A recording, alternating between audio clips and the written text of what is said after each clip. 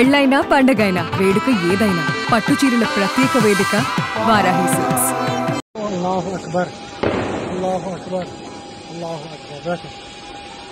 గుజరాత్కు చెందిన పర్యాటకుడు రిషి భట్ తీసిన zip line వీడియోలో పహల్గామ్ దాడికి సంబంధించి ఈ కేసులో కీలక ఆధారాలుగా మారాయి. రిషి భట్ ప్రకారం జిప్ లైన్ ఆపరేటర్ అల్లాహు అక్బర్ అని అరవగానే ఉగ్రవాదులు పర్యాటకులపైన కాల్పులు ప్రారంభించారు.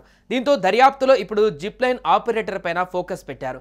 జిప్ లైన్ చేస్తున్న సమయంలో ఆపరేటర్ అల్లాహు అక్బర్ అని 3 సార్లు అరచిన తర్వాత కాల్పులు ప్రారంభమయ్యాయని భట్ అనుమానం వ్యక్తం చేశారు.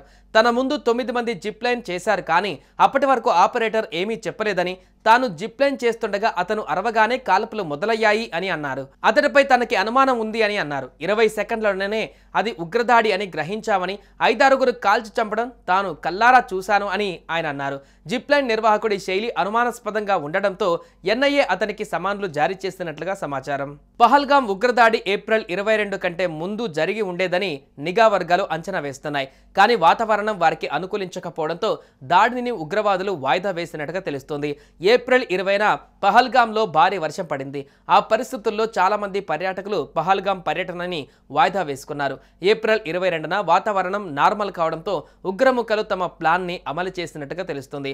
ఆ రోజు దాదాపు 5,000 మంది టూరిస్టులు బైసరన్కు వచ్చినట్లుగా గుర్రపు స్వారీ చేసే రవూఫ్ వనీ అనే వ్యక్తి చెప్పాడు. ఏప్రిల్ 22న 2 టెర్రరిస్టులు బైసరన్ లోయలోని ఓ ఫుడ్ స్టాల్ వద్ద కూర్చొని ఓపిక్గా పర్యాటకులు పెరిగే వరకు వెయిట్ చేశారు.